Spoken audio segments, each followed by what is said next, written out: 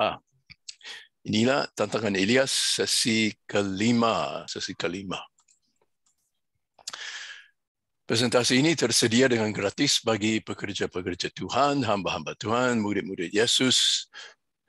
Kalau ingin mendapatkannya, tolong kirim email saja, elijah003@gmail.com. Sekali lagi, elijah003@gmail.com. Nah, tujuan pelatihan tantangan Elia begini, ialah melatih pekerja-pekerja di ladang sama seperti Yesus melatih murid-muridnya di tempat Injil. Untuk apa? Untuk menyelesaikan amanat agung di Indonesia pada akhir zaman ini. Itulah tujuan pelatihan ini. Jadi begini, maksud kami di Indonesia ialah melatih dan mengumpulkan murid-murid Tuhan Yesus yang sangat serius untuk diutus menjangkau suku-suku terpencil. Sesi 5 kita mulai ya. Kita akan belajar iman yang Allah punya.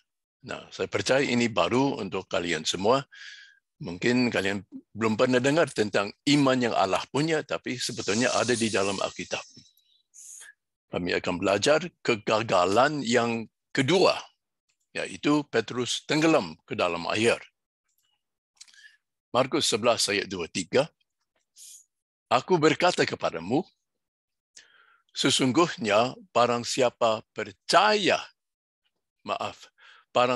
berkata kepada gunung ini, beranjaklah dan tercampaklah ke dalam laut.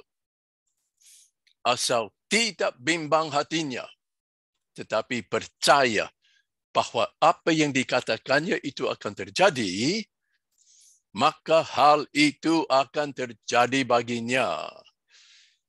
Ini namanya iman yang memindahkan gunung. Jadi yang penting pada waktu kita keluar perintah kepada gunung itu atau kepada setan itu atau kepada penyakit itu, pada waktu kita keluarkan perintah, di hati tidak bimbang. Tapi kita percaya apa yang saya katakan itu kepada gunung itu, kepada penyakit itu, kepada setan itu akan terjadi, maka hasilnya hal itu akan terjadi bagi kita. Nah, sekarang artinya iman yang memindahkan gunung yang lebih dalam lagi.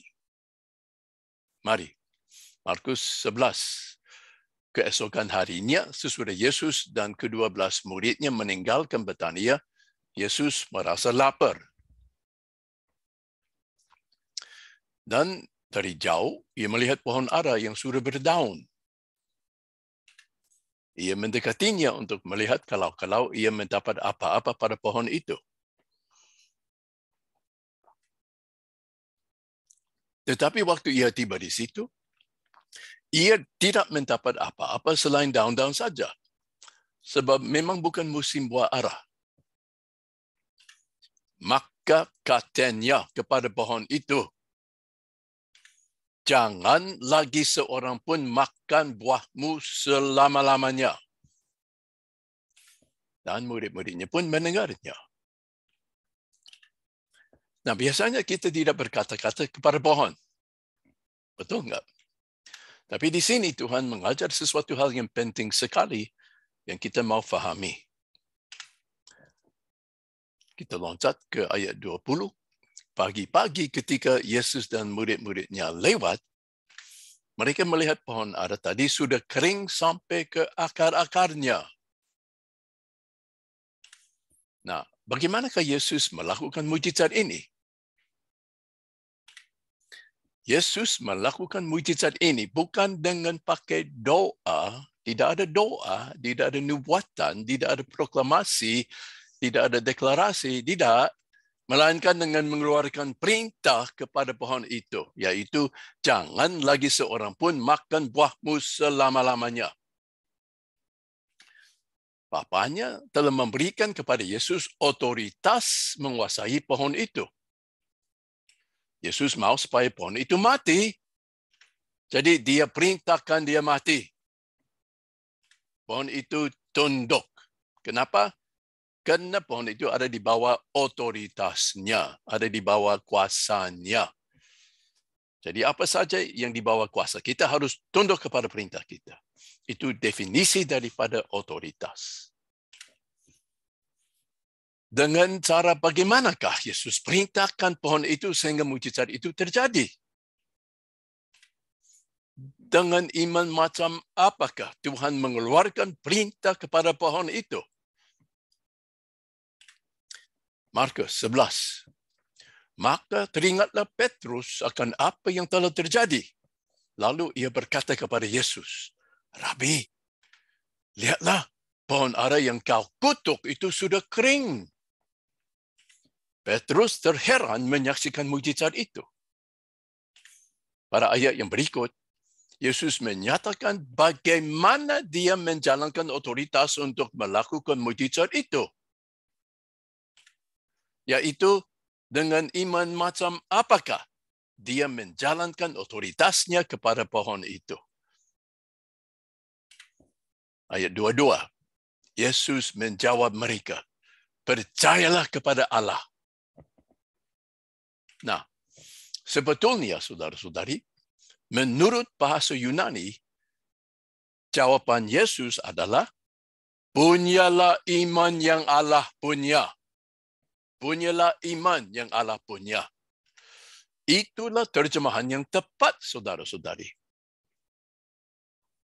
Now, in English, the original is have faith of God. Why? Because the word God in the Greek text is in the possessive case. Therefore, the correct translation is have faith of God. Punyalah iman yang Allah punya. Itu terjemahan yang tepat. Nah, kita ulangi ayat 22 dengan terjemahan yang tepat sekarang. Yesus menjawab mereka, punyalah iman yang Allah punya. Aku berkata kepadamu, sesungguhnya barang siapa berkata kepada gunung atau penyakit atau setan ini, beranjaklah dan tercampaklah ke dalam laut. Asal tidak bimbang hatinya, tetapi percaya bahawa apa yang dikatakannya itu akan terjadi, maka hal itu akan terjadi baginya. Jadi begini, imannya Allah itu sama dengan iman yang memindahkan gunung. Sebetulnya sama. Ada dua bagian. Tidak bimbang hatimu. Pada waktu saudara keluar perintah kepada gunung, penyakit atau setan, di hatimu tidak bimbang. Di hatimu, apa yang saya katakan itu akan terjadi.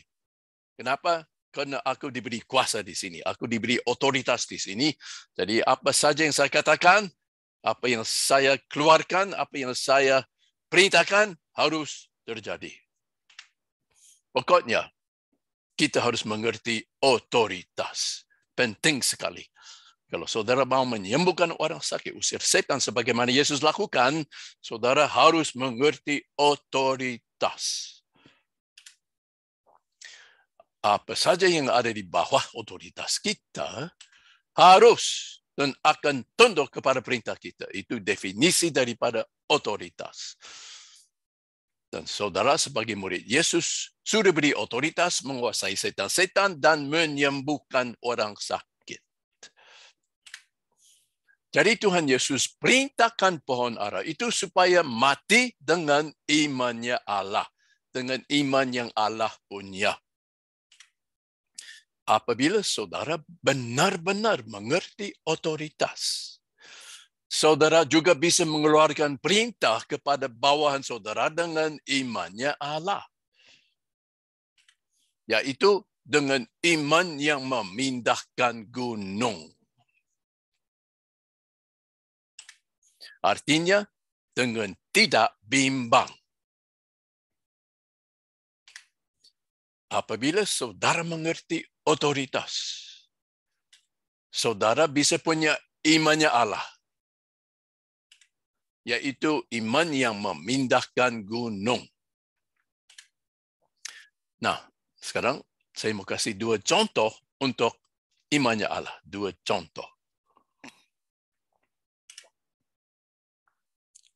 Yang pertama, dari Kejadian 1, pada mulanya Allah menciptakan langit dan bumi. Terus ayat ketiga, berfirmanlah Allah, jadilah terang. Lalu terang itu jadi. Nah, berwaktu Allah berfirman, jadilah terang, apakah di hatinya ada bimbang? Ada bimbang tidak? Apakah di hatinya Allah ada pertanyaan? Oh, bagaimana kalau terang itu tidak jadi? Nanti aku malu sama malaikat-malaikat yang hadir. Aduh, gimana ya? Tolonglah Roh Kudus, tolonglah. Apakah ada bimbang terang itu akan terjadi? Tidak, tidak sama sekali. Kenapa tidak? Itu karena Allah punya segala otoritas. Kalau Allah yang sebenarnya pasti punya segala otoritas. Jadi pada waktu Allah berfirman, jadilah terang, tidak ada bimbang karena dia tahu dia pegang segala otoritas. Jadi terang itu harus tunduk. Terang itu harus jadi. Jadi pada waktu Allah berfirman, jadilah terang, dia keluar perintah itu dengan imannya Allah. Waktu Allah berfirman, jadilah terang, itu dengan imannya Allah, berdasarkan segala otoritas yang punya Allah. Nah, contoh yang kedua, ini dari Yohanes 12, di mana Yesus membangkitkan Lazarus dari antara orang mati. Yohanes 11 ayat 42, berserulah Yesus dengan suara keras, Lazarus, marilah keluar. Nah, yang hadir waktu itu adalah Marta, Maria, dan beberapa orang-orang Yahudi. Apakah Yesus bimbang Lazarus akan bangkit pada waktu dia keluar perintah? Lazarus, marilah keluar. Apakah di hatinya ada bimbang? Apakah di hatinya ada pertanyaan? Waduh, bagaimana kalau Lazarus tidak bangkit? Aku malu sama Marta, Maria. Mereka tidak mau mengikuti saya lagi. Dan nanti saya diketawain oleh orang-orang Yahudi itu. Jadi gimana? Oh, tolonglah Papa. Tolonglah Roh Kudus. Tolonglah. Apakah di hatinya Yesus ada bimbang? Tidak. Kenapa tidak? Karena begini, saudara. Yohanes ayat 5. Pasal 5 ayat 21. Sebab sama seperti Bapa membangkitkan orang-orang mati dan menghidupkannya, demikian juga anak menghidupkan barang siapa yang dikehendakinya. Jadi Yesus sudah diberikan oleh Bapanya otoritas menghidupkan orang mati. Otoritas sudah diberikan, sudah ada. Jadi Yesus mengeluarkan perintah, Lazarus, marilah keluar dengan imannya Allah. Berdasarkan otoritas yang Bapa Allah telah memberikan kepadanya untuk membangkitkan orang mati. Jadi di mana saudara sudah diberi otoritas, di situ saudara boleh keluar perintah dengan imannya Allah. Dengan iman yang memindahkan gunung. Dengan iman tanpa bimbang. Nah, artinya iman kepada Allah itu berbeda. Berbeda, tidak sama. Iman kepada Allah. Iman kepada Allah artinya kita menantikan Tuhan bertindak dan Tuhan memindahkan gunung itu. Itu artinya iman kepada Allah. Nah, di mana kita tidak diberi otoritas oleh Tuhan, jelas di situ kita harus beriman kepada Tuhan dan menantikan Tuhan bertindak. Ya, di mana kita tidak diberi otoritas. Di situ ya beriman kepada Tuhan, kita nunggu Tuhan yang bertindak. Tetapi di mana kita sudah diberi otoritas oleh Tuhan, di situ kita harus bertindak dengan imannya Allah. Imannya Allah artinya kita yang bertindak. Kita yang bertindak dengan keluar perintah kepada gunung atau penyakit atau setan tanpa ragu-ragu atau bimbang. Itulah imannya Allah. Yaitu dengan iman yang memindahkan gunung. Di mana kita sudah diberi otoritas oleh Tuhan, di situ kita keluar perintah dengan imannya Allah. Kita keluarkan perintah kepada bawahan kita dengan iman yang memindahkan gunung. Tetapi oleh karena kita belum mengerti otoritas dan imannya Allah, kita belum pernah diajar tentang otoritas dan imannya Allah, mujizat dalam penginjilan itu jarang sekali. Ya, jangan dalam penginjilan saja, di gereja-gereja kami juga mujizat jarang sekali. Dan akibatnya kita dilumpuhkan dan tidak berhasil memberitakan Injil kepada suku-suku di Indonesia yang belum dijangkau, termasuk orang Muslim. Orang Muslim itu mayoritas di Indonesia. Tapi banyak dari antara mereka bisa dijangkau asal ada mujizat-mujizat yang menyertai pemberitaan Injil. Mereka boleh diajak percaya kepada Isa sebagai Al-Masih. Bukan hanya Nabi saja, tapi sebagai Al-Masih. Sebagai Mesias. Boleh dikatakan, imannya Allah itu sama dengan iman yang memindahkan gunung.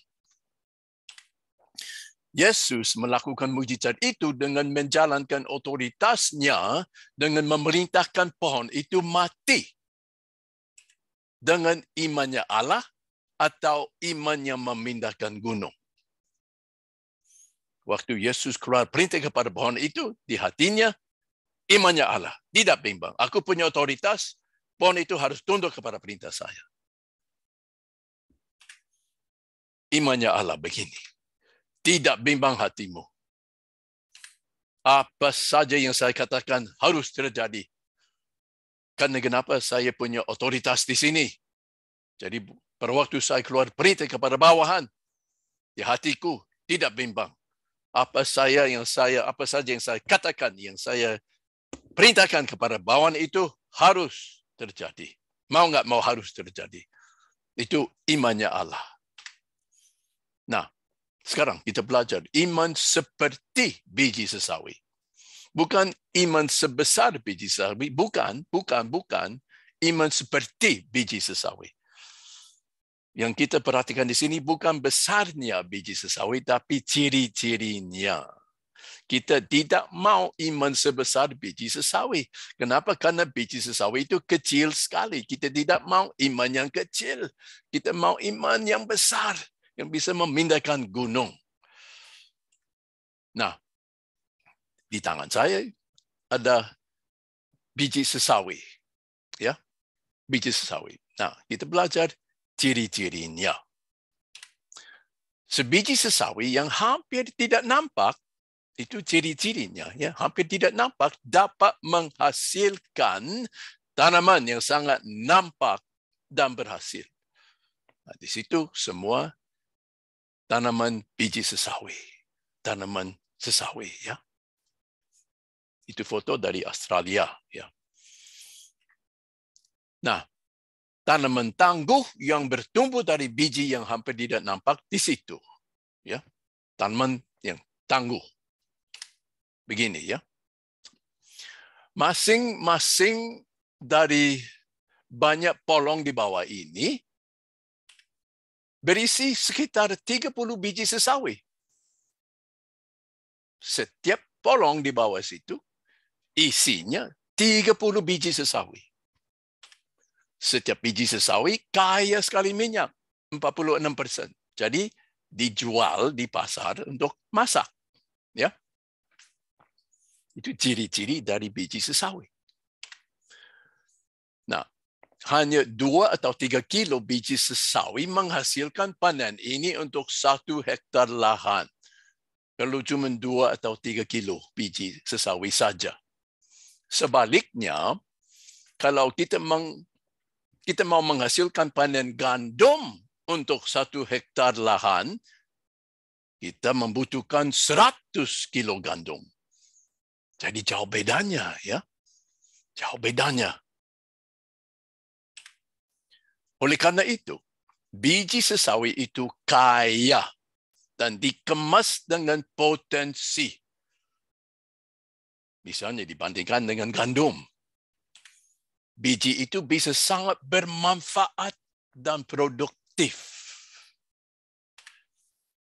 Tetapi begini, benih itu hampir tidak terlihat. Hampir tidak kelihatan dan memiliki sedikit substansi fisik luar.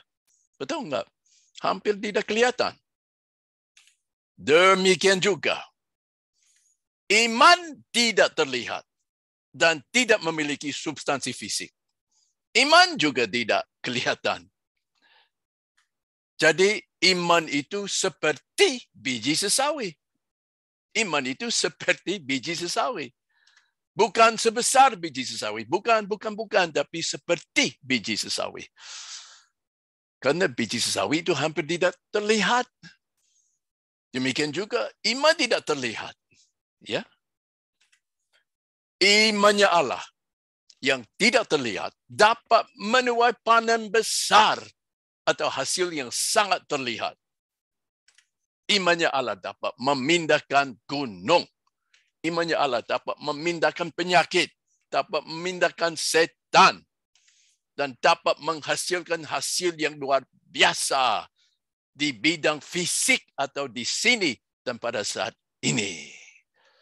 Itu ciri-ciri daripada imannya Allah. Dan apakah ciri-ciri imannya Allah atau iman yang memindahkan gunung? Apakah ciri-cirinya? Imannya Allah tidak bimbang.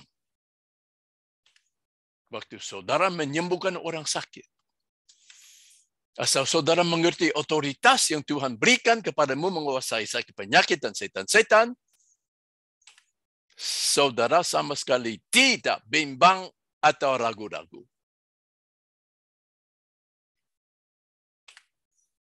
Nah, artinya otoritas adalah bawahanmu biarpun bagaimana harus menaati perintahmu.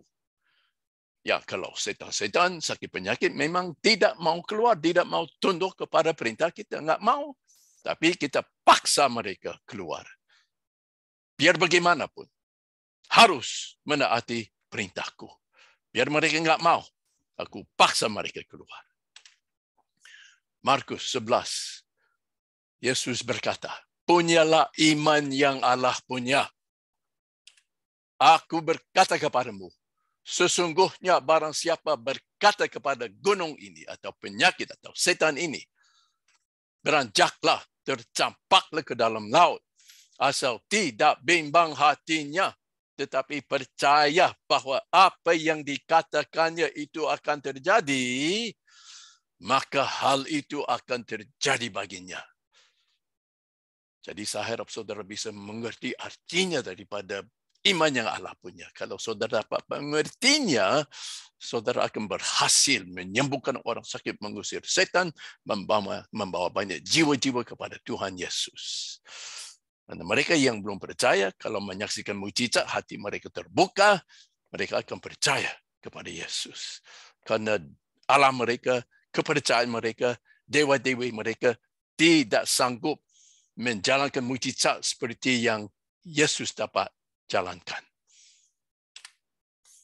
Kalau kita mengerti otoritas, kita dapat punya imannya Allah.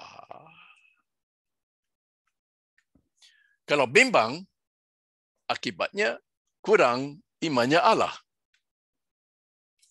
Dan kita akan gagal. Misalnya, saya mau anjing saya duduk. Saya piara anjing. Saya mau dia duduk. Pada waktu saya keluarkan perintah duduk kepadanya, saya tidak bimbang. Enggak bimbang. Apa yang saya katakan kepada anjing ini pasti akan terjadi. Kerana saya bos. Anjing saya itu bawahanku. Biar dia enggak mau duduk, enggak jadi masalah. Saya paksa dia duduk. Itu artinya otoritas. Memang setan, penyakit enggak mau keluar. Mereka itu pekerjaan dari musuh kita. Mereka enggak mau keluar. Nah, kami paksa mereka keluar. Dengan keluar perintah dengan tekun sampai mereka keluar. Kami paksa mereka keluar. Anjing itu bawahan saya. Penyakit itu bawahan kita. Setan itu bawahan kita. Nah, itulah imannya Allah. Biar musuh kita sakit penyakit, setan-setan itu tidak mau keluar. Kami paksa mereka keluar. Karena kenapa? Mereka bawahanku. Nah, itulah imannya Allah. Akibat dari meragukan, kita dapat melakukan apa yang Tuhan perintahkan kita lakukan. Kita belajar Petrus tenggelam ke dalam air. Inilah kegagalan yang kedua. Yang kedua, minggu yang lalu kita belajar kegagalan yang pertama, yaitu di Matius 17, di mana murid-murid Yesus gagal mengusir setan ayam dari anak. Itu dari minggu lalu. Kegagalan yang pertama. Sekarang kegagalan yang kedua. Petrus mau berjalan di atas air. Petrus ada di dalam perahu di Danau Galilea pada waktu dia melihat Yesus berjalan di atas air. Matius 14. Lalu Petrus berseru dan menjawab dia, Tuhan, apabila engkau itu, suruhlah aku datang kepadamu berjalan di atas air. Petrus kagum melihat Yesus berjalan di atas air, dan dia juga ingin berbuat yang sama. Tetapi sebelum Petrus memberanikan diri turun dari kapal, dia menunggu perintah dari Tuhan Yesus untuk datang kepadanya berjalan di atas air. Petrus sangat bijaksana. Sebelum dia memberanikan diri menjalankan mujizat itu, yaitu turun dari perahu berjalan di atas air, Petrus tunggu perintah dari Tuhan untuk melakukannya. Nah, bagaimana akibatnya kalau kita coba berjalan di atas air lautan tanpa diberitakan oleh Tuhan, tanpa diperintahkan oleh Tuhan? Bagaimana akibatnya? Kita bisa tenggelam. Ya, jelas ya. Matius 14. Kata Yesus kepada Petrus, datanglah. Datanglah Petrus. Nah, pada waktu Yesus mengeluarkan perintah supaya datanglah, kita tahu bahwa Petrus melakukan mujizat ini menurut kehendak Tuhan. Karena Yesus sudah keluarkan perintah, datanglah. Artinya Tuhan mau, Tuhan kehendaki supaya Petrus berjalan di atas air.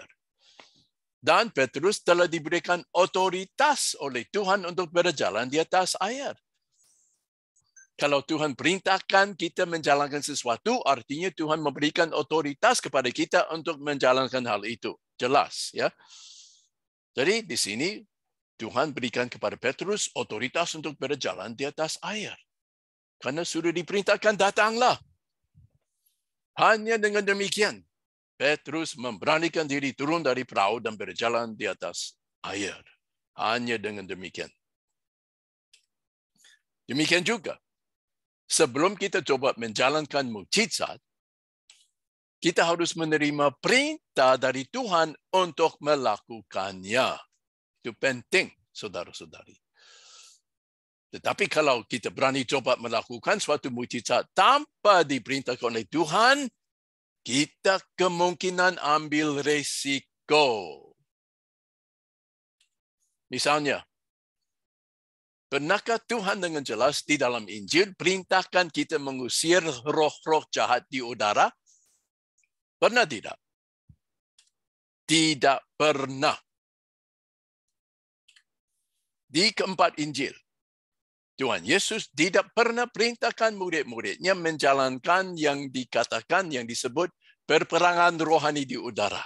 Tidak pernah. Nah, perperangan rohani itu apa? Begini, melawan pemerintah-pemerintah, melawan penguasa-penguasa, melawan penghulu-penghulu dunia yang gelap ini, melawan roh-roh jahat di udara. Itu artinya perperangan rohani di udara. Tapi Tuhan Yesus tidak pernah perintahkan murid-muridnya menjalankan perperangan ini. Tidak pernah. Kalau kita berani menjalankan ini tanpa diperintahkan oleh Tuhan, kita ambil risiko berat sekali, saudara-saudari. Jadi awas ya, awas. Pengajaran perperangan rohani di udara sebetulnya tidak alkitabiah. Tidak.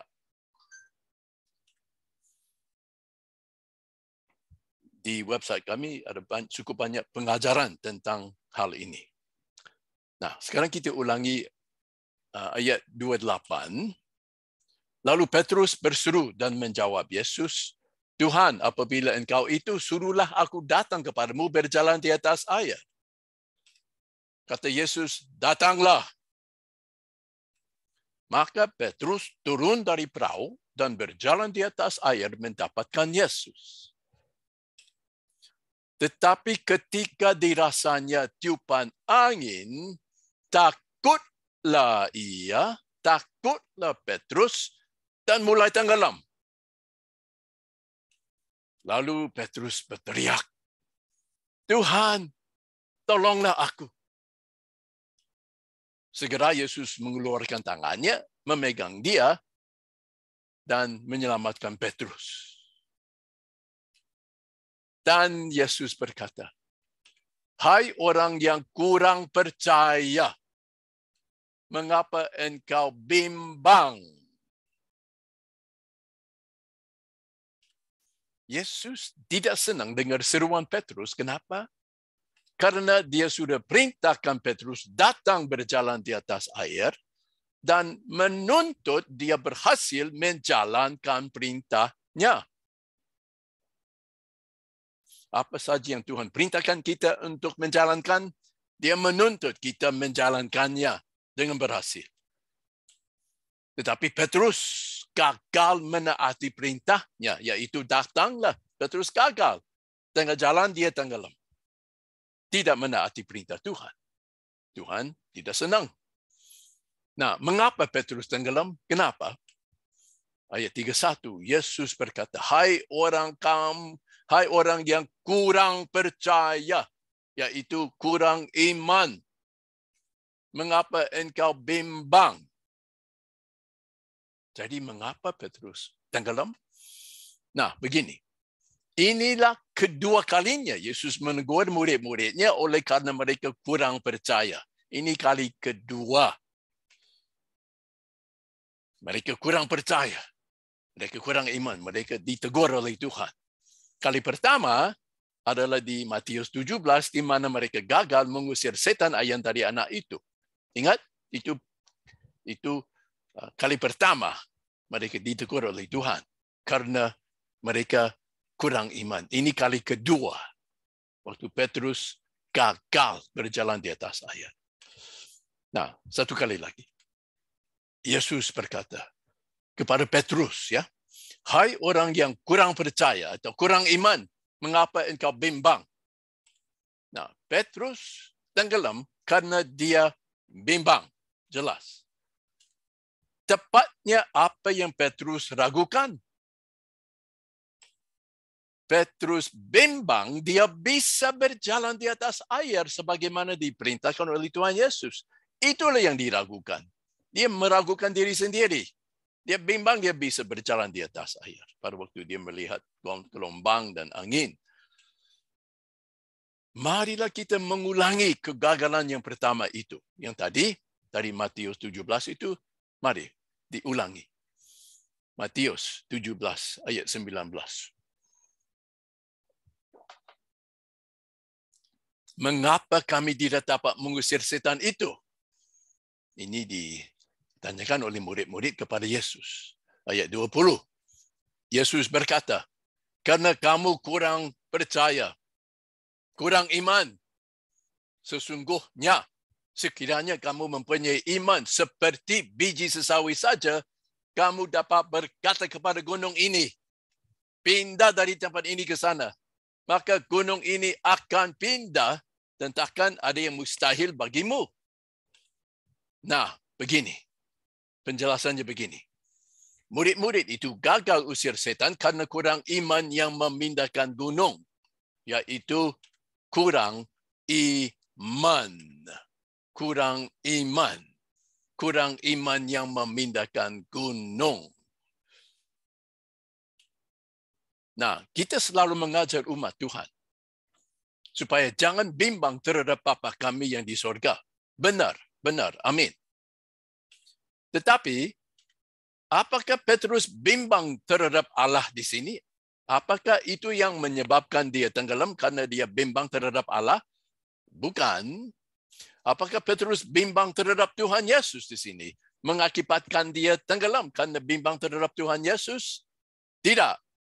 Apakah Petrus bimbang Yesus bisa berjalan di atas air di sini? Tidak. Petrus melihat dia berjalan di atas air.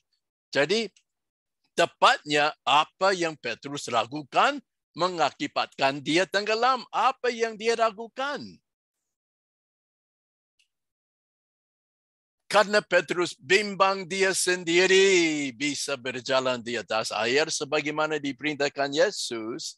Karena dia bimbang dia sendiri, boleh dikatakan Petrus kurang imannya Allah.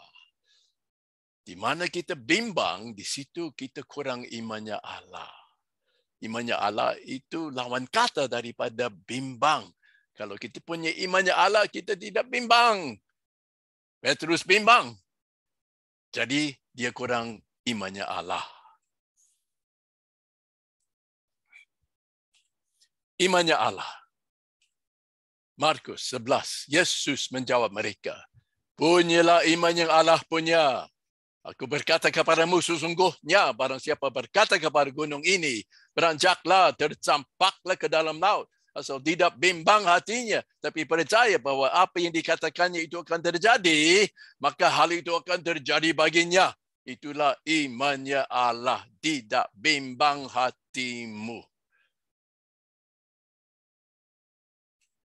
Jadi Petrus gagal dan tenggelam oleh karena dia kurang imannya Allah. Hatinya bimbang, dia bisa berjalan di atas air sebagaimana diperintahkan oleh Tuhan. Kalau hati kita bimbang, artinya kurang iman, kurang imannya Allah. Akibatnya kita gagal, kita tenggelam. Nah, begini, iman kepada Allah. Iman kepada Allah begini, saya yakin Tuhan bisa melakukannya. Tidak ada yang mustahil bagi Tuhan. Itu namanya iman kepada Allah. Dan kita semua harus punya iman kepada Allah. Jelas, ya, jelas. Semua harus punya iman kepada Allah. Tetapi imannya Allah itu berbeda. Imannya Allah itu saya yakin saya bisa melakukannya. Kenapa? Karena saya diberikan otoritas dan kesanggupan oleh Tuhan untuk melakukannya, dan saya juga diperintahkan oleh Tuhan untuk melakukannya. Jadi saya yakin saya bisa melakukannya. Itu namanya imannya Allah. Iman yang memindahkan gunung. Iman tanpa bimbang. Saya bisa melakukannya karena Tuhan sudah beri otoritas kepada saya untuk melakukannya, dan Tuhan sudah perintahkan saya untuk melakukannya. Jadi saya yakin saya bisa melakukannya. Saya bisa menyembuhkan orang sakit, mengusir setan, dalam konteksnya memberitakan Injil kepada mereka yang belum pernah dengar. Nah, tentu saja setiap murid Tuhan seharusnya punya iman kepada Allah. Jelas, jelas. Kita semua punya iman kepada Allah, yaitu tidak ada yang mustahil untuk Allah. Semua harus punya iman kepada Allah. Apakah setiap murid juga seharusnya punya imannya Allah untuk menaati perintah-perintahnya, untuk menyembuhkan orang sakit, untuk mengusir setan-setan, untuk melayani dia secara efektif sehingga takkan ada yang mustahil bagi saudara? Ya, ya. Kita juga harus punya imannya Allah. Tuhan menjalankan yang mustahil melalui murid-muridnya yang punya imannya Allah. Tidak ada yang mustahil bagi Tuhan, jelas. Tapi seringkali Tuhan menjalankan yang mustahil melalui murid-murid yang punya imannya Allah. Matius 17.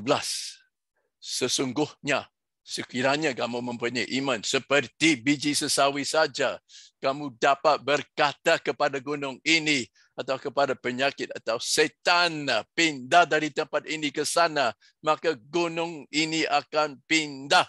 Penyakit itu akan sembuh, setan itu akan lari, dan takkan ada yang mustahil bagimu. Takkan ada yang mustahil bagimu, saudara-saudariku. Jadi seringkali Tuhan menjalankan yang mustahil lewat anak-anak, lewat murid-murid yang punya imannya Allah. Takkan ada yang mustahil bagimu yang punya imannya Allah, yang punya iman yang memindahkan gunung. Tuhan menjalankan yang mustahil lewat kamu yang punya imannya Allah. Tidak akan yang mustahil bagimu. Jadi tidak cukup kita turun dari perahu saja. Kita juga harus berjalan di atas air tanpa tenggelam. Kalau diperintahkan oleh Tuhan, ya. Tidak cukup kita hanya berusaha untuk menyembuhkan orang sakit sebagaimana diperintahkan oleh Tuhan. Tidak cukup hanya berusaha, tidak cukup hanya coba saja, tapi akhirnya gagal. Tidak cukup, saudara-saudari. Kita juga harus menyatakan kuasa kesembuhan secara nyata untuk membawa jiwa-jiwa kepada Tuhan menurut perintahnya di Lukas 10 ayat 9, yaitu sembuhkanlah orang-orang yang ada di situ dan katakanlah kepada mereka, kerajaan Allah sudah dekat padamu. Jadi sembuhkanlah orang-orang sakit artinya mereka harus sembuh nyata. Habis itu, katakanlah kepada mereka kerajaan Allah sudah dekat padamu. Murid-murid Yesus. Kegagalan yang ketiga sekarang. Yang ketiga. Matius 8. Lalu Yesus naik ke dalam perahu dan murid-muridnya pun mengikutinya. Sekonyong-konyong mengamuklah angin ribut di danau itu sehingga perahu itu ditimbus gelombang, tetapi Yesus tidur. Dia capek sekali, saudara-saudari. Capek sekali. Siang malam orang cari dia. Minta dia usir setan, menyembuhkan orang sakit. Siang malam nggak sempat tidur. Jadi tidur di kapal, di perahu. Maka datanglah murid-muridnya membangunkan dia. Katanya, Tuhan, tolonglah, kita binasa. Apakah Tuhan senang dengar seruan mereka? Tuhan, tolonglah, kita binasa. Senang tidak? Tidak. Kita biasanya mengajar bahawa kalau kita berseru kepada Tuhan untuk menyelamatkan kita, dia pasti senang mendengar seruan kita. Apabila kita berseru kepada Tuhan, artinya kita bersandar kepadanya dan dia pasti senang. Apa ini selalu benar? Tidak. Yesus berkata kepada mereka, mengapa kamu takut? Kamu yang kurang percaya, yaitu kurang iman. Untuk ketiga kalinya, Yesus membentak murid-muridnya oleh karena mereka kurang iman. Ketiga kalinya, kurang iman. Jadi murid-muridnya seharusnya ambil tindakan apa di sini?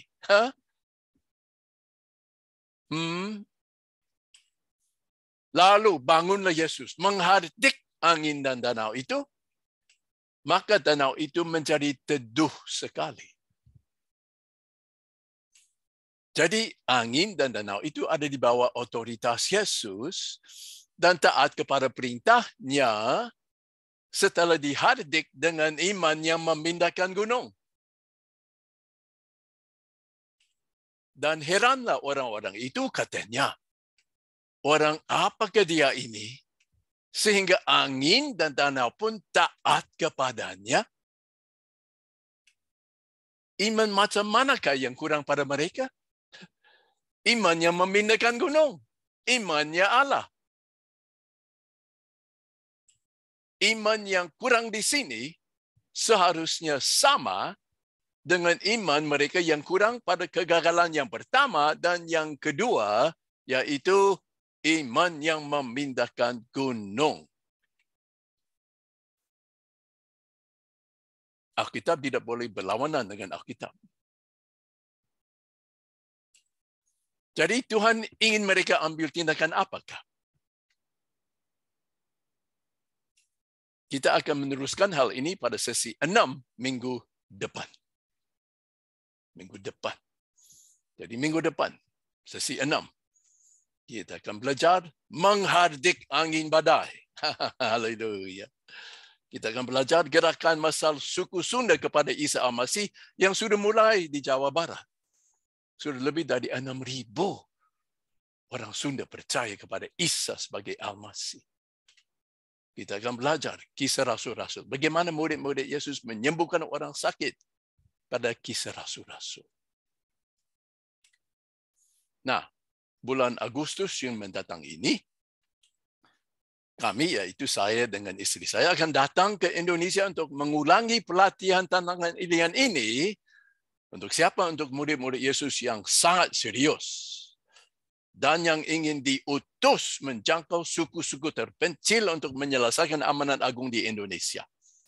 Bulan Agustus ini. Kalau saudara mau mengikuti pelatihan yang akan diadakan di Indonesia pada bulan Agustus ini dan ingin diutus oleh kami yang ada di Amerika, tolong kirim email. Kirim email kepada saya, Elijah003@gmail.com. Kirim email saja. Kami mau mengumpulkan murid-murid Yesus yang mau diutus oleh kami. Kami akan membantu mereka. Jadi kami punya situs www.theelijahchallenge.org. Di situ banyak sekali kesaksian dan pengajaran, tapi semuanya dalam bahasa Inggris, tapi boleh pakai Google Translate, ya. Puji Tuhan.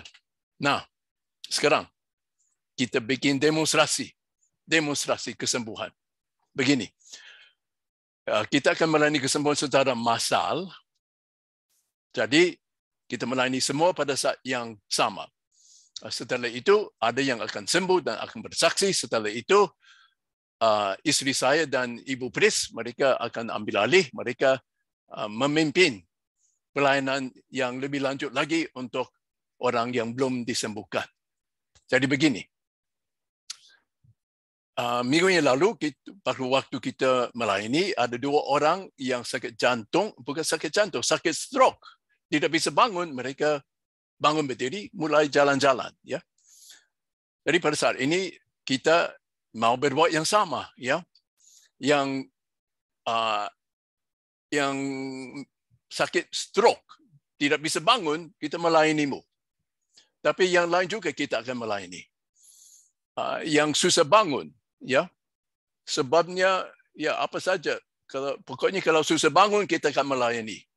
Ya, nanti setelah kita keluar perintah, kita akan perintahkan bangun dalam nama Yesus. Dan pada saat itu, saudara-saudari yang tidak bisa bangun, yang susah bangun, bangunlah dalam nama Yesus dan akan terjadi mukjizat. Ya, tapi kalau saudara punya penyakit yang lain lagi, ya ikut saja. Ya, nah begini, sebaiknya dalam pelayanan kesembuhan ada satu orang percaya melayani kepada satu yang sakit itu. Pakai peletakan tangan. Itu sebaiknya. Itu menurut Alkitab. Tapi kalau saudara atau saudari seorang diri sendirian, ya terpaksa boleh meletakkan tangan atas diri sendiri. Sebetulnya di dalam Alkitab tidak ada yang meletakkan tangan atas diri sendiri. Tapi kalau saudara sendirian, ya terpaksa boleh meletakkan tangan atas diri sendiri di mana menderita penyakit. Jadi kalau sakit jantung, tangan di atas jantung. Kalau sakit kepala, tangan di atas kepala. Kalau sakit stroke, ya meletakkan tangan atas kepalanya. Ya, puji Tuhan. Ya. Nah, bagi orang yang sudah percaya, memang ada syarat harus mengampuni orang yang bersalah atau yang menyakiti hati kita, mereka harus diampuni. Sebagaimana Tuhan mengampuni semua dosa-dosa kita, kita juga harus mengampuni dosa-dosa orang lain yang pernah menyakiti atau pernah berdosa terhadap kita. Itu syarat yang penting bagi orang yang percaya. Ampunilah orang. Lepaskanlah mereka. Tidak boleh di hatimu ada kepahitan terhadap mereka. Kalau ada kepahitan, nanti saudara tidak sembuh. Ya, itu syarat penting. Ampunilah mereka. Di hatimu tidak boleh ada kepahitan terhadap sesama kita. Nah, sekarang kita mulai aja ya. Jadi sekarang boleh meletakkan tangan atas tempat yang sakit. Kalau ada misalnya suami istri yang sakit, suami meletakkan tangan atas istri. Ya, sekarang silakan. Silakan meletakkan tangan.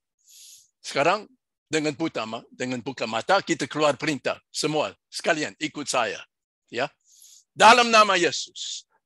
Maaf, saya harus unmute semua ya. Tunggu sebentar ya.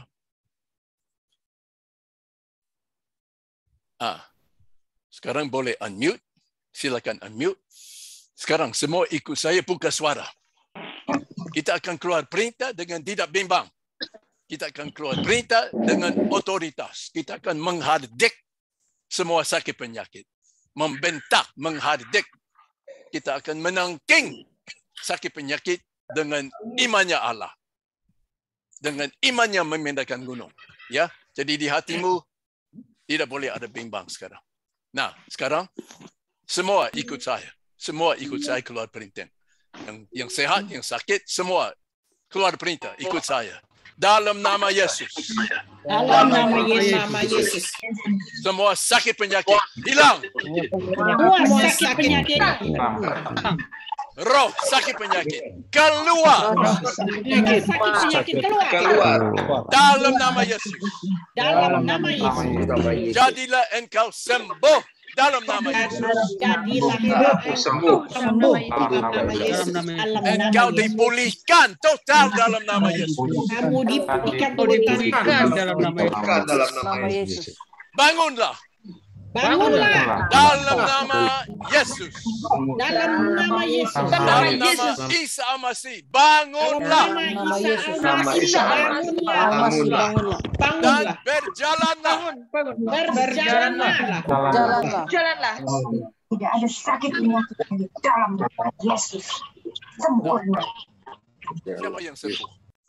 Ada yang sembuh? Boleh unmute, beri kesaksian. Ada yang sudah tadi nggak bisa bangun, tapi sekarang udah bangun, mulai berjalan-jalan, udah merasa kemajuan. Silakan beri kesaksian sekarang. Boleh unmute, beri kesaksian.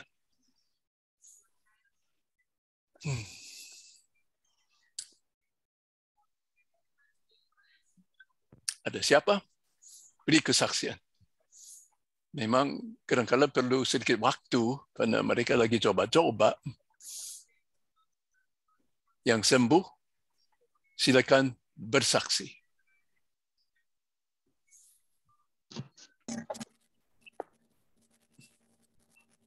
Ya.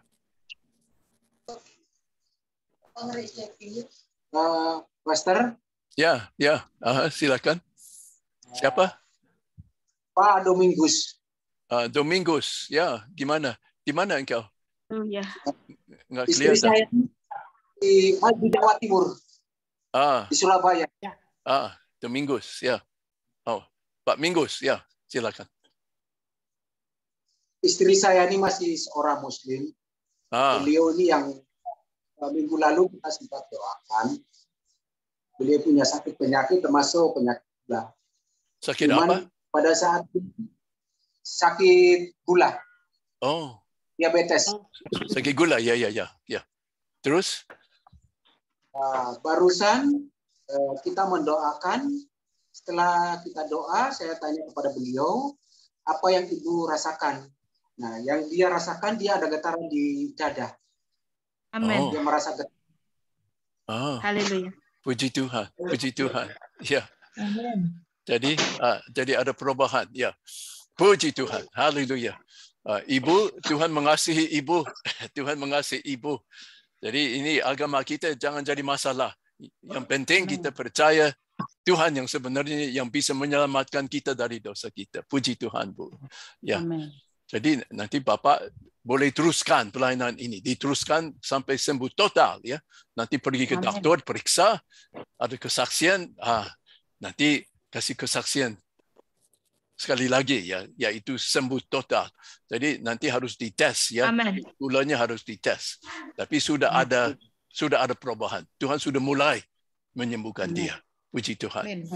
Ya, Tuhan, Ibu mengasihi Tuhan. Bapak Ibu. Ya, terima kasih Pak Mingus. Haleluya. Puji Tuhan. Ada satu lagi kesaksian.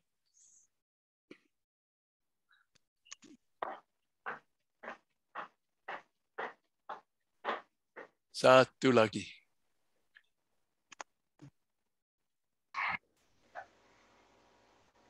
Ya, Pak Irwan, Pak Max, siapa mau beri kesaksian? Bu Nuriati udah sembuh. Bu Prati.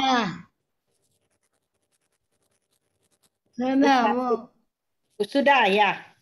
Udah segar kelihatannya. Oh, Ibu Nuriati yang minggu yang lalu itu? Masih bisa naik tangga, Bu? Masih. Iya. Tangannya udah bisa angkat.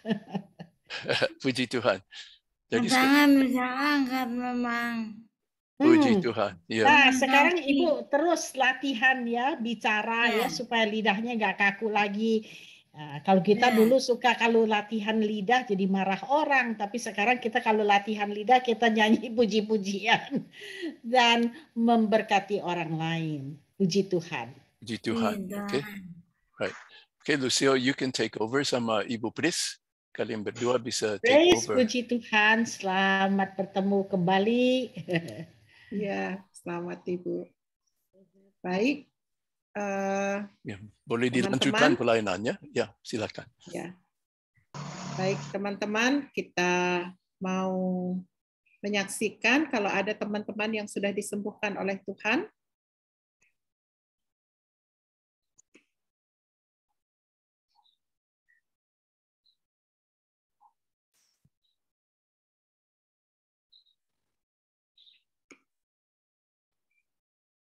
Atau Ibu Lucille, you just take over. You control it. you get them in. I'll help you. Baik, teman-teman sekalian, apakah ada yang sudah disembuhkan?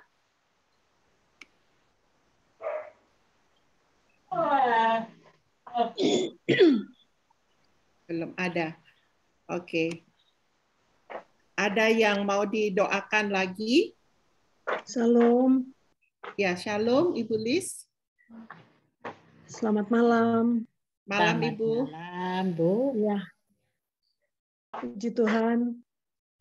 Saya malam hari ini mau membuat kesaksian.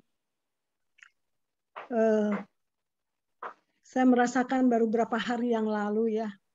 Di tanggal 1 malam saya pulang dari gereja. Waktu itu saya minta izin sama Ibu Pendeta maupun teman-teman untuk berangkat tanggal 3. Tapi malamnya saya mau melakukan kegiatan sedikit untuk membuat masak buat teman yang Lebaran. Tiba-tiba pada saat saya duduk, saya mau berdiri, biasa saja sih. Sudah setengah malam, saya berjalan, lutut saya di sebelah kanan itu kok rasanya tidak enak. Saya rasa tidak enak sekali. Sampai malam, sampai besok pagi-pagi, saya terus pergi ke seorang bapak di Dok 8 yang biasa urut. Saya bilang, tolong diurut kaki saya mungkin keseleo karena saya salah berdiri. Setelah saya diurut ternyata bukan keseleo tetapi radang di lutut. Setelah pulang saya sudah sampai malam. Saya masih pergi mengunjungi. Saya cerita sendiri sedikit, maaf kronologisnya. Karena saya sendiri yang merasakan itu. Saya masih sempat mengunjungi sampai ke Koya untuk kegiatan berlebaran. Itu saya kalau turun dari mobil tidak bisa berdiri, tidak bisa duduk, tapi saya paksakan hari itu. Sampai pulang, sampai di rumah, saya masih merasakan sakit sampai malam. Saya telepon Bapak yang urut itu lagi, saya bilang begini, Pak, kok tidak berubah? Ibu dipijit dioles saja sama minyak. Saya oles. Saya berdoa. Saya ingat, saya pikir, tiba-tiba terus saya ingat di Lukas 9 ayat 1, di mana Yesus memanggil ke-12 murid, memberikan tenaga dan kuasa untuk menguasai setan dan menyembuhkan penyakit.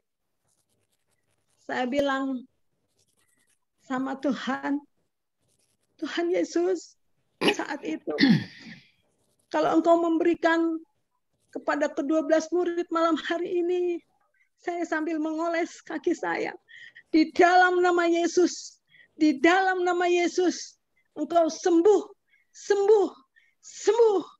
Itu yang saya lakukan. Saya tidur, saya tidak bisa meluruskan kaki, menekuk juga tetap sakit. Jam 1 malam saya bangun, jam 2 malam saya terjaga, jam 3 malam juga saya terjaga. Saya bangun hanya melakukan seperti yang saya ikuti yang dituntun oleh pendeta di acara ini. Dan saya lakukan itu. Jam 4 saya bangun, saya berdoa. Saya berdoa kembali, saya melakukan seperti yang saya ikuti itu. Di dalam nama Tuhan Yesus, sembuh. Puji Tuhan. Jam 5 pagi,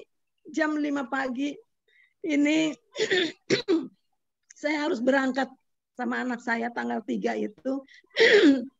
Tapi karena dianggap kaki saya sakit sama anak saya tidak pergi. Anak saya masuk di kamar saya, memeluk saya, Mami, bagaimana? Sudah puji Tuhan. Mami bisa antar saya ke bandara tanggal 3 itu. Saya langsung mengantarnya. Bapak Ibu, yang Tuhan Yesus kasihi yang ada di dalam grup ini, puji Tuhan, saya begitu mempraktekkan sendiri kepada saya punya kondisi saat itu, sehingga saya merasakan luar biasa. Terima kasih. Saya mengikuti webinar ini, dan di rumah saya juga ada keluarga saya tapi dari Muslim yang dia merasakan juga kakinya bengkak, terus dia kalau kencing sulit, dia tidak bisa jalan. Saya hanya mempraktekkan ini di dalam kamar. Kadang saya ke belakang, ke kamarnya dia, saya melakukan itu. Saya percaya seperti yang saya ikuti dari pendeta di sini, tidak semudah itu, tetapi saya imani. Kemarin dia mengatakan, Kak, saya sudah agak enak. Saya percaya dengan kuasa Tuhan akan menyembuhkannya. Terima kasih. Ini yang bisa saya bagikan kepada teman-teman di sini, bahwa saya sendiri sudah merasakan dan mengalami mujizat kesembuhan dengan otoritas yang Tuhan berikan, memberikan tenaga dan memberikan kuasa untuk menguasai setan-setan dan menyembuhkan penyakit. Terima kasih, Tuhan memberkati. Terima kasih Ibu Lis untuk kesaksiannya yang luar biasa. Memang pada dasarnya kita hamba-hamba Tuhan, kita orang-orang percaya, seharusnya kitalah menjadi pelaku dari kebenaran ini. Praktekkan. Jangan menunggu orang lain melakukannya bagi kita. Kita sendiri yang harus mempraktekkan untuk diri kita, untuk lingkungan di mana kita ada. Barulah kita akan ditambah keyakinan kita bahwa benar-benar Tuhan memberi delegasi. Tadi saya diberkati dengan parafrase dari pengajaran Bapak Pendeta William, bahwa ketika murid-murid di dalam perahu itu berseru, Tuhan tolonglah kami. Tuhan tidak senang dengan seruan itu. Karena sebenarnya Tuhan sudah memberikan delegasi kepada mereka untuk melaksanakan tugas itu. Jadi ketika Tuhan sudah mendelegasikan kepada kita, mari kita praktekkan, ya, kita lakukan itu, dan pasti Tuhan akan menyatakan kuasanya. Memang seperti anak baru berjalan, ada gagalnya, tapi kita tidak boleh undur, langsung lanjut saja. Demikian, karena hal itu kita tidak bisa terima kalau tanpa kita praktek. Ya, menurut saya kita sebagai hamba-hamba Tuhan, sebagai pelayan-pelayan Tuhan, bukan untuk dilayani, tapi kita untuk melayani orang lain yang belum mengenal Tuhan. Demikian kalau saya sampaikan. Terima kasih Bu untuk kesaksiannya. Jadi sekali lagi untuk teman-teman semua, latih diri. Ibu. Ya. Izin Ibu. Iya. Itu peristiwanya kan tanggal 1, tanggal 2. Terus tanggal kemarin itu hari Sabtu kan ada ibadah di gereja saya tuh GKI. Maaf, itu tidak pernah terjadi, jarang untuk melakukan satu ruang kesaksian ya. Tetapi saya minta sama teman saya untuk memberikan ruang. Saya ingin menyampaikan kesaksian apa yang saya alami, ya. Jadi saya berdiri, saya menyampaikan itu dengan segala, ya saya percaya bukan untuk pamer, tapi saya untuk menyampaikan bagaimana Tuhan menolong saya, karena saya tuh sudah izin waktu kemarin ada peneguhan bagi kami di gereja. Hari Sabtu itu saya minta izin sama Ibu Pendeta saya untuk mau berangkat hari tanggal 3. Terus sama teman-teman minta izin juga. Tetapi akhirnya kok saya jadi bisa lagi kembali ke situ. Saya cuma menyampaikan saja kesaksian itu kepada jemaat yang hari itu mengikuti ibadah. Jadi terima kasih sekali, itulah luar biasa Tuhan. Saya sangat mengucap syukur untuk acara yang saya ikuti ini. Dan ternyata Tuhan izinkan itu buat diri saya mengalami. Saya merasakan tidak bisa apa-apa. Saya sudah sebagai seorang ibu, orang tua tunggal, single parents. Jadi saya di ruangan, di kamar yang sendiri ini, saya pikir Tuhan Yesus, hanya Engkau kekuatanku. Sehingga saya lakukan itu, Ibu. Saya praktekkan. Saya pikir saya praktekkan, Tuhan izinkan dalam tubuh saya. Dan luar biasa. Terima kasih Pak Pendeta William. Terima kasih untuk Ibu. Sehingga saya bisa mengambil bagian di ruangan kesaksian ini. Tuhan memberkati. Terima kasih. Haleluya. Haleluya. Ya, haleluya. You have something, Ibu? Tidak, saya sangat diberkati mendengar kesaksian Ibu Lis tadi. Puji Tuhan. Amin. Saya di Jayapura, Ibu, di Papua. Oh, di Papua. Iya. Ya. Puji Tuhan. Ada siapa lagi yang perlu dilayani? Ya. Oh, semuanya sudah sembuh. Jadi tengking-tengking habis semuanya lari. Ya, terima kasih, terima kasih. Puji Tuhan. Ya, saya saudara-saudari ya, kita ini kan Ya, silakan Bu. Ya Bu, saya sendiri sebagai pelayan Tuhan yang sudah 34 tahun, saya kembali disegarkan dengan pelajaran Bapak yang Alkitabiah ini, dan sungguh-sungguh memberkati saya pribadi dan juga di dalam pelayanan. Memang hal ini harus terus dipraktekkan. Ya, saya mengalami kesembuhan dari Tuhan dari COVID itu, jadi saya mengenal link ini dari waktu saya COVID dibagikan oleh Pak Manuel, dan saya mulai praktekkan itu dan juga mendoakan orang lain. Saya sendiri banyak mengalami kesembuhan. Ya, secara umur saya sudah tua, saya sudah 64 tahun.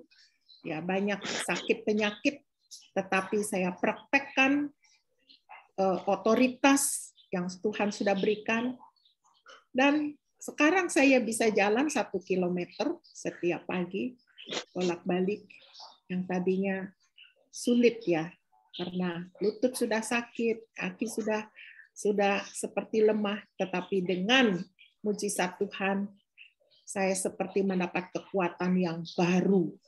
Ya.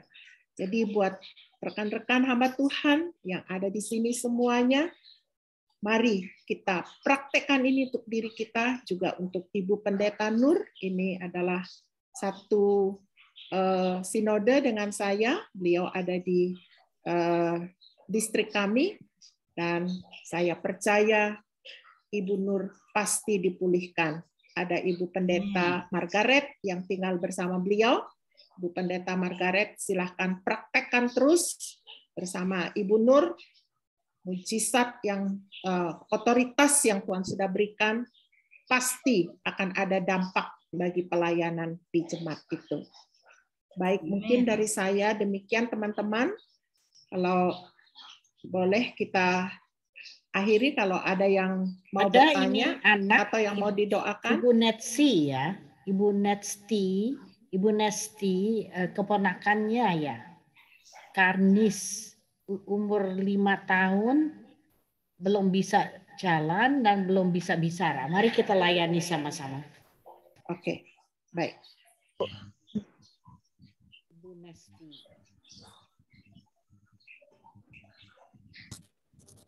Iya, itu Ibu, saya Nesti ya, saya dari Nias, saya ada keponakan, cuma di sini tidak ada karena saya lagi di tempat saya melayani sekarang, saya kerja, dan keponakan itu di rumah ada, tapi sudah 5 tahun, belum bisa berjalan, belum bisa apa-apa semua. Oke. Saya minta doa. Ibu ada di daerah Nias juga? Iya, di Nias. Di Nias, tapi tempat berbeda ya dengan keponakan? Iya, berbeda. Setengah jam perjalanan. Karnis ya, Karnis 17. Mari kita sama-sama ya semua. Nanti juga di waktu kita semua berdoa hari ke hari, ingat itu anaknya, namanya siapa? Karnis ya. Karnis 17 Gulo. Kita ini punya otoritas itu tidak dibatasi oleh jarak, tidak dibatasi oleh jumlah, betul? Jadi nanti kita kalau sudah berdoa dengan iman kepada Tuhan yang dapat melakukan segalanya, sesudah dalam nama Yesus, amin, kita keluar perintah. Nah itu pakai, kalau waktu keluar perintah kita pakai imannya Allah yang tadi baru diuraikan. Nah otoritas ini dengan wewenang kan sama ya. Kita orang Indonesia suka bisa, oh yang berwewenang, yang berwewenang. Amin. Kita yang berwewenang di bawah wewenang Tuhan. Haleluya. Tuhan alam semesta yang berwewenang atas segala-galanya. Puji Tuhan. Ya mari kita layani ini keponakan Ibu Nesti. Ya, sama-sama. Dalam nama Yesus. Dalam nama Yesus. Karnis, bangun, berjalanlah. Bangun, berjalanlah. Dalam nama Yesus. Dalam nama Yesus. Urat syarafmu dari kepala sampai telapak kaki dipulihkan. Urat sarafmu dari kepala sampai telapak kaki dipulihkan. Dalam nama Yesus. Karnis sembuh. Karnis sembuh. Dalam nama Yesus. Dalam nama Yesus. Kalau ada segala jimat-jimat atau kutukan-kutukan kami hancurkan dalam nama Yesus. Kalau jimat-jimat kutukan kami hancurkan dalam nama Yesus. Kalau keluarganya ada janji-janji dengan yang jahat-jahat semua itu kami juga hancurkan janji-janji itu dalam nama Yesus. Kalau ada janji buat oleh keluarga itu dalam nama Yesus kami hancurkan. Kami hancurkan dalam nama Yesus. Karnis engkau dibebaskan. Karnis engkau dibebaskan. Bangunlah dan berjalanlah. Dibebaskan. Bangunlah dan berjalanlah. Otakmu disembuhkan, dipulihkan. Kau disembuhkan dan dipulihkan. Tuhan Yesus sembuhkan engkau. Tuhan Yesus sembuhkan engkau. Nah, tanya dia gimana. Sudah gitu Ibu Nesti kalau bisa berhubungan dengan dia ya langsung ya muka ke muka atau dengan HP bisa layani dia dengan begitu ya. Kalau dia di rumahnya ada segala macam-macam suruh dibuang. Ya. Jangan lagi ke dukun-dukun segala macam. Ya. Terima kasih Bu. Sama. Nanti kami tunggu laporannya dan setiap hari ya kita lakukan ini. Bilang aja Karnis, engkau sembuh, bangunlah, berjalanlah dalam nama Yesus. Gitu dalam aja. nama Yesus. Amin. Amin. Puji Tuhan. Puji Tuhan. Kita dengar kesaksiannya ya Bu Nesti. Iya Bu. Baik. Ada lagi? Boleh saya bersaksi tentang peristiwa yang sama dengan Ibu yang baru ini, Ibu siapa lagi namanya? Ibu Nesti. Gulo itu, Nesti Gulo tentang anaknya. Silakan. Saya punya pengalaman mengenai itu tentang cucu saya. Cucu saya sudah 5 tahun tidak bisa bicara sama sekali. Tapi itu menjadi pergumulan saya. Setiap hari saya berdoa dalam nama Yesus, dalam otoritas Tuhan. Saya yakin dengan iman dan tidak ragu. Saya rasa ini menjadi satu kesempatan untuk Allah mendemonstrasikan. Jadi setiap hari saya berdoa dalam nama Yesus, Tuhan jamah setiap saraf-saraf, pita suaranya, dan seluruh saraf di dalam nama Yesus saya doakan. Dan tepat dia berumur 5,5 tahun, Tuhan jamah. Jadi saya merasa doa itu Tuhan jawab pada waktu Tuhan yang tepat, bukan waktu saya, pada waktu Tuhan yang tepat. Dan saat ini dia umurnya 5,5 tahun, dia lancar sekali bicara dan sangat cerewet dan banyak pertanyaan. Dan saya merasa itu mujizat. Yang saya pelajari bahwa kalau kita berdoa jangan pernah ragu. Kalau kita berdoa pakai otoritas Allah. Tuhan yang menciptakan anak kita, cucu kita, Tuhan yang bertanggung jawab untuk menyelesaikan masalahnya. Dan itu menjadi pengalaman saya. Dan memang sulit, tetapi dengan iman, dengan otoritas Tuhan, mujizat pasti terjadi. Terima kasih. Terima kasih Ibu Pendeta Christine dari Bali, tapi melayani di Papua. Terima kasih. Baik. Haleluya. Ada lagi yang mau didoakan atau yang mau memberi kesaksian?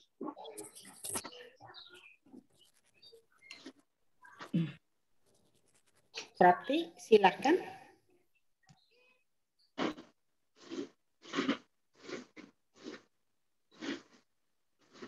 Ibu Christina Bakara mau bicara? Tidak? Baik, kalau tidak ada lagi yang memberi kesaksian atau mau didoakan, saya rasa cukup pada malam hari ini.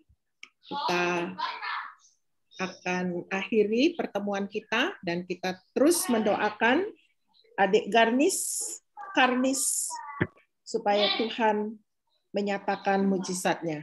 Karnis Seventina Gulo. Dan kita mau dengar kesaksian Ibu Nesti minggu depan. Garnis ya Bu, maaf Ibu. Garnis. Karnis. C-A-R. Karnis Seventina Gulo.